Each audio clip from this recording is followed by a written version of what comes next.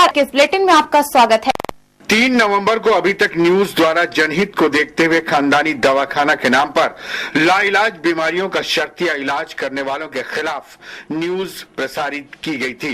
इस खबर के बाद पुलिस ने भी माना कि यह गलत है, लिहाजा कोरबा एसपी ने जिले भर के थाना चौकियों को इस तरह के नीम हकीमों के खिलाफ कार्रवाई करने के निर्देश दिए।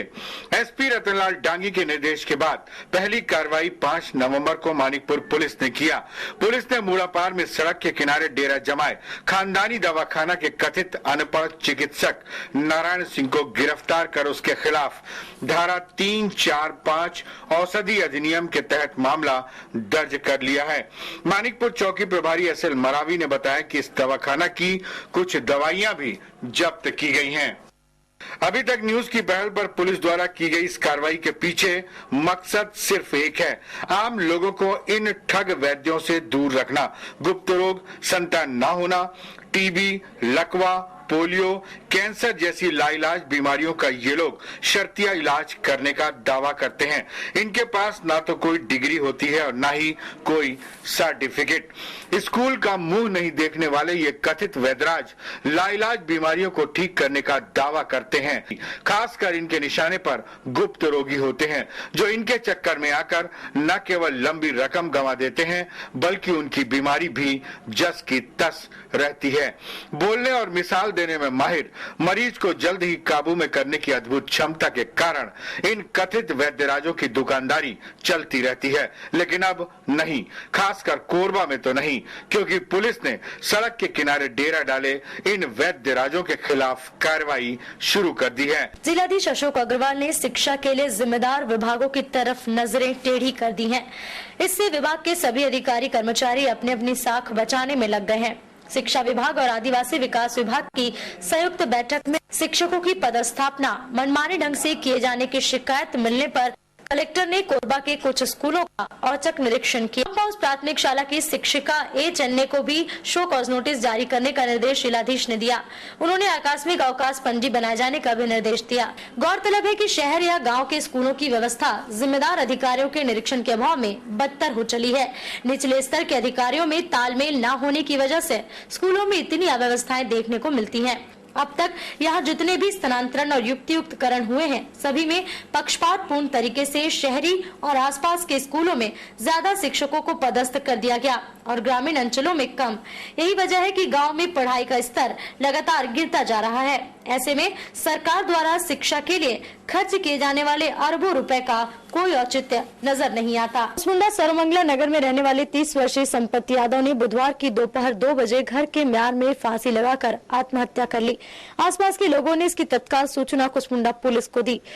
एसईजेड कुसमुंडा परियोजना में जनरल मजदूर के पद पर कार्य करने वाले संपत्ति यादव की मानसिक स्थिति ठीक नहीं थी। लोगों के मुताबिक दिमागी हालत ठीक न होने के कारण ही संपत्ति ने फांसी लगाकर अपनी लीला समाप्त कर ली। यादव की मां अपने बेटे की मौत पर विलाप कर रही है, लेकिन कुसमुंडा पुलिस का दिल अब तक नहीं पसीजा। घटना के 24 घंटे बाद भी पुलिस विभाग का कोई नुमाइंदा म्यार में लटकी लाश को उतारने तक नहीं पहुंचा। गुरुवार की सुबह चिमनी भट्टा में अवैध कब्जे से बनाए गए मकानों को नगर निगम प्रशासन द्वारा तोड़ दिया गया। नगर निगम अधिकारी JS ढिल्लन का कहना है कि हमें शिकायत मिली थी कि यहां अवैध निर्माण हो रहा है, जिसे हटाने के लिए पूरी जांच पड़ताल कर इन्हें तोड़ा गया। गौरतलब है कि ये वही निर्माण कार्य है जिसके चलते बुधवार को 2 पक्षों के बीच विवाद हो गया था। मोहम्मद कासिम उर्फ बबला ने केवल एक एग्रीमेंट के आधार पर यहां मकान और दीवार का निर्माण कर लिया।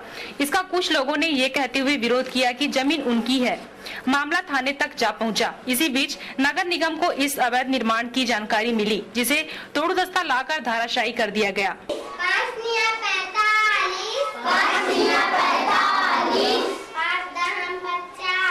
ये नजारा उर्गा स्थित प्राइमरी स्कूल का है, जहां इन दिनों केवल प्रधान पाठक ही स्कूल आ रहे हैं। शिक्षा कर्मियों की हड़ताल का ही असर है कि स्कूलों में शिक्षक कम हो गए हैं और बच्चों को संभालना मुश्किल हो रहा है। बीमार होने के बावजूद यहाँ के प्रधान पाठक स्कूल आ रहे हैं। बच्चों को पढ़ाने का ये तरीका इजाद करते हुए सीनियर बच्चों को अध्यापन की जिम्मेदारी दे दी गई है। उर्गा में एक ही परिसर में प्राथमिक, माध्यमिक और हायर सेकेंडरी स्कूल संचालित हैं। माध्यमिक के बच्चों को तो बाहर बैठना पड़ रहा है। यहाँ मौजूद शिक्षिका ने बताया कि माध्यमिक स्कूल में 300 बच्चे हैं। शिक्षा कर्मियों की हड़ताल के चलते केवल 3 शिक्षक ही स्कूल में रह गए हैं। अब इन्हें पढ़ाने के लिए बच्चों को संयुक्त रूप से पढ़ाना पड़ रहा है। पे क्या थोड़ा सा कम, अभी स्टाफ भी नहीं है सर, स्टाफ भी कम है, अभी सब हड़ताल पे चल रहे हैं। तो ये 2-3 शिक्षक हैं जो यहाँ पे कंबाइंड बिठा के और सामने में पढ़ाई कर रहे हैं। अपनी मांगों को लेकर आंदोलन कर रहे शिक्षा कर्मियों की हड़ताल लंबी खिंचती चली जा रही है, जबकि वर्तमान में वार्षिक परीक्षा की तैयारी का समय आ गया है। ऐसे में इनकी हड़ताल का असर होना लाजमी है, लेकिन सरकार ने अब तक इनकी हड़ताल खत्म करने संबंधी कोई पहल नहीं की है। यही वजह है कि विभिन्न गुटों में बटे होने के बावजूद शिक्षा कर्मी आंदोलन के मामले में एकजुट हैं। कोयले की अफरा तफरी का ये मामला तब उजागर हुआ जब कोयले से भरी एक भारी भरकम ट्रक पहंदा के एक राइस मिल के बाजू स्थित भूभाग में ले जाते समय फंस गई। पुलिस ने इस ट्रक के अलावा एक अन्य ट्रक को भी जब्त कर लिया। अभी तक न्यूज को ट्रक चालक हुसैन अंसारी ने बताया था कि ट्रक में कोयला उन्होंने गेवरा से उठाया था। उरगा चौकी प्रभारी ललन सिंह ने बताया कि ट्रक चालक ने पूछताछ में जानकारी दी है कि दोनों ट्रकों में कोयला गेवरा क्षेत्र के एक गांव से उठाया गया था, जिसके आधार पर पुलिस ने दोनों ट्रकों को धारा 41(4)(379) के तहत जब्त करते हुए चालकों को गिरफ्तार कर लिया। ललन सिंह ने बताया कि जब्त ट्रकें ट्रांसपोर्ट कंपनी NLA के राज अग्रवाल की हैं। इससे पहले भी इसी कंपनी की 4 ट्रकों को पुलिस ने पकड़ा था, जिनमें से एक में कोयला भरा हुआ था। इस अफरा तफरी को लेकर पुलिस भी परेशान है। कोरबा की प्रतिष्ठित ट्रांसपोर्ट कंपनियों की ट्रकों में इस तरह कोयले की अफरा तफरी हो रही है और पुलिस मामले की तह तक नहीं पहुंच पा रही है। ऐसा लगता है कि इन मामलों को एक के बाद एक ठंडे बस्ते में डाला जा रहा है। पुलिस इस अवैध कोयले के स्रोत का पता नहीं लगा पा रही है। ये बात लोगों की समझ से परे है। क्या मौत के बाद कोई जिंदा हो सकता है? क्या कोई मरने के बाद वापस आ सकता है? यकीनन नहीं, लेकिन जमीन की अफरा तफरी करने वालों के लिए ये संभव है। ये मृत्यु प्रमाण पत्र है बूंद कुंवर का, जिसकी 29 साल पूर्व 2 अक्टूबर सन 1980 को मृत्यु हो गई थी। लेकिन जमीन की अफरा तफरी करने वालों ने 24 अप्रैल 1982 को इस मरी हुई महिला की जगह बूंदोबाई नामक महिला को बूंद कुंवर के नाम पर खड़ा कर रविशंकर शुक्ल नगर के पास 3 एकड़ 29 डिसमिल जमीन की रजिस्ट्री करा ली। ये आरोप लगाया है मृतका बूंद कुंवर की ननंद सुकुआरा बाई और उसके पुत्र फिरतुराम ने। सुकुआरा बाई और इसके पुत्रों ने बताया कि मृतका बूंद कुंवर की अपनी कोई संतान नहीं थी। फर्जी ढंग से बेची गई जमीन उसके पुरखों की संपत्ति है।